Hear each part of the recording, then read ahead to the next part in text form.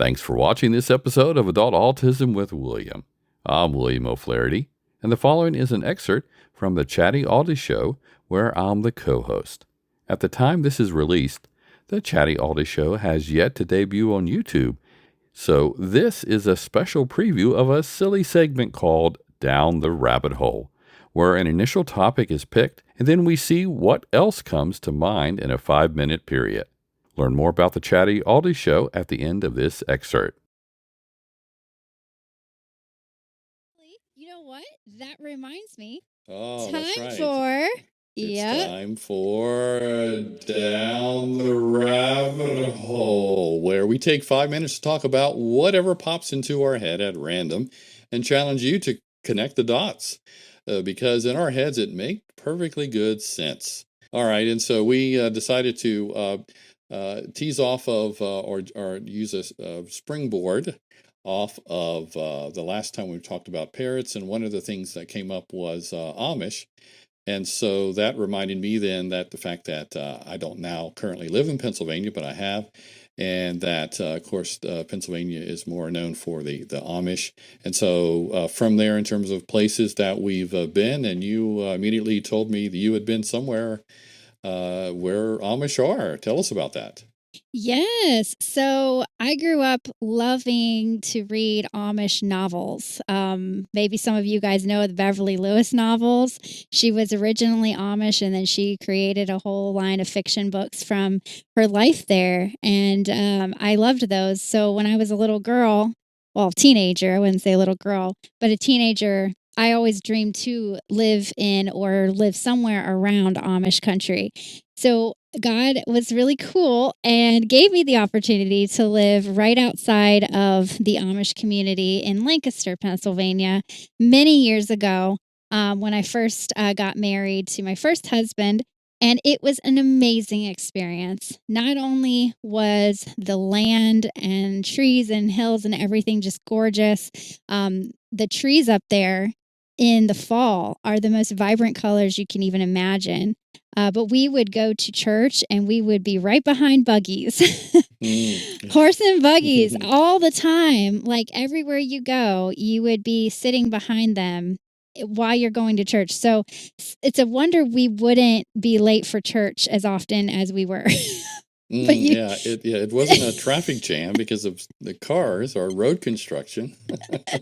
Exactly. Which reminds me of road construction. I've had so much road construction going to work. I do travel basically the same route, even though I don't go to an office because I do what would be called in-home family counseling. But it seems like, I guess especially in the summertime, but the road construction here. So here we're jumping topics now, but what do you think about when you hear road construction? Oh, gosh. I can't stand traffic of any kind, really. I'm not like one of those road rage people. And if you are, you got to work on it. It's really important to work on it because it could cause all kinds of problems. Speaking of anger management, no, go ahead. You already had stuff popping in your head, huh? But yeah, I don't know. I don't like when the cones are so close to your car. It feels very claustrophobic, and I feel like I'm going to run into something. Like my life flashes before my eyes when I'm that close to cones and little tiny medians. It always has given me that feeling of anxiety whenever I'm driving through construction. Speaking of cones, though, I remember where I grew up. I saw all places that I had lived until like 20 years ago. The cones were all big, large, you might say oversized, and then I forget when I saw these super skinny ones, and it's like, oh, they put the big ones on a diet. It was my first thought here. So, that's am funny. I going down the rabbit hole? So now we're about diets, or actually, have you ever tried any diets? And do you think that they work?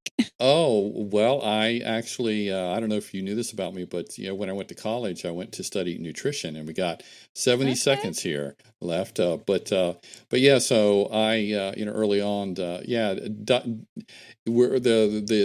key thing in my studies was Everyone is already on a diet. It's we just call something special when we're trying to lose weight as a diet, but really we're always on a diet. But here in the last 6 to 8 months, I've had a more concerted effort, and so I tried to exercise some more, and I did. But I actually learned. Oh, here's a spoiler alert. If you eat less, you're going to lose weight. Oh, I spoiled it for everyone, right? No one knew that one. But so I found out if I cut back, instead of two granola bar type things at lunch, if I just had one, over time, I lost some weight here. And we got 18 seconds for you to wrap us up. Oh Now my. 16. Okay. Well, 15. so one of the things with me is I know I don't ever gain weight or lose weight. I have always been very consistently within the same 5 pounds, and the only thing I can think of is metabolism.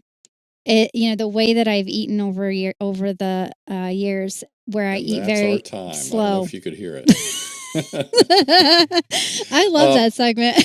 I won't give your age, but I think in like 2 or 3 years, you're going to find it's going to change. But that's a topic for another discussion. Don't curse me, please. I've been doing so good. I hope you enjoyed this fun piece from the Chatty Auties Show. That show is about 30 minutes, and what you just saw was the 5-minute Down the Rabbit Hole segment. Currently, you can now watch the Chatty Auties Show on the Q Vision Network on the Living Healthy channel, but it will be available soon on YouTube and other platforms. To stay informed, then check the description about how to sign up to get updates on when the program will be on YouTube and other places.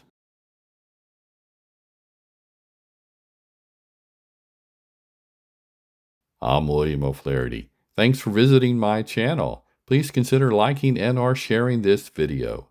Also, feel free to comment and don't forget to subscribe to this channel and watch other videos.